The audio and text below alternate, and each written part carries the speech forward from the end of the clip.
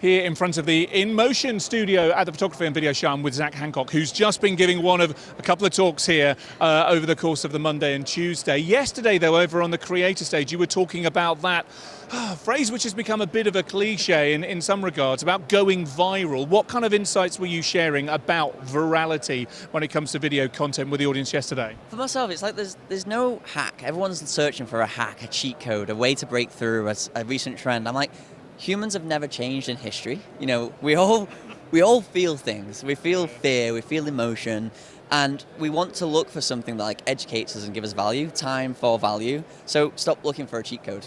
And that's my whole point when I was chatting to everyone. I'm like, all you need to do is communicate a story and get someone to feel something and move through. Like, stop looking for a hack, stop looking for a cheat code. And that's kind of really where it went. And I've had some pretty viral videos in my time. I've had the most viewed video at the Super Bowl weekend online, like branded video.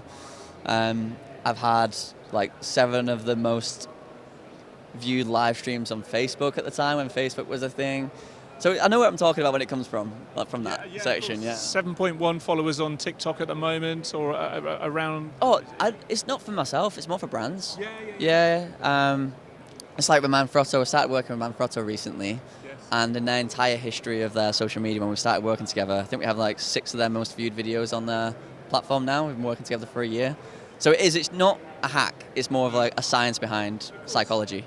And in a way that humans do human things, humans respond to humans' emotions, and that's why Shakespeare probably isn't viral, but the stories that he tells, depending upon what medium you engage with, the stories that Shakespeare tells and that we retell in our modern ways, they still engage with us at a human level.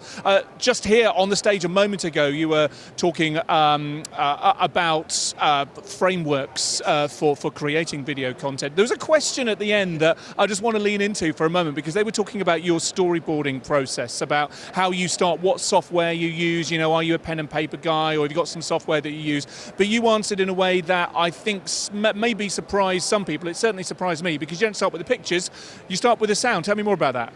Yeah, it's pretty, I didn't realize it was alien, to be honest, when I started talking about my process with other creators.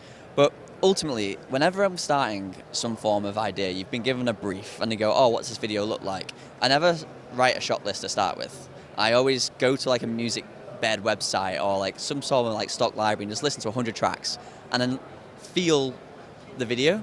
And when you hear one, I put that into an editing platform and I start cutting it. Because what do you have access to before you start a job? You have access to sounds. And usually what we do, we film it, then go to the editing platform and go, oh, what does this sound like? That's crazy. 50% of what an audience or a viewer looks at is sound. You've got sound and you've got footage. That's it, there's no other senses. So start with what you have.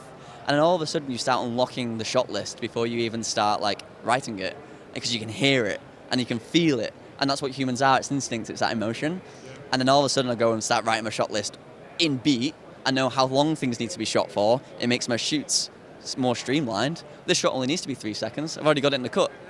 And then I look for visual references, and then I do a storyboard. And it means when a team come in to do a shoot, the DOP, the first AC, they're like, oh, I can really feel this idea.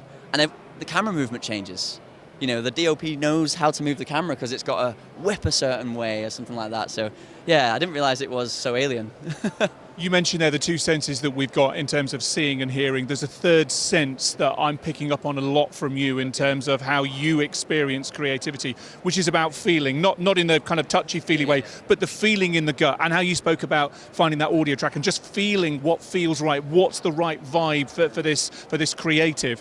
That is absolutely a sense to be tuned into as well. Zac, it's been great to chat to you. Thank you for joining us here in Birmingham. Appreciate it. Cheers.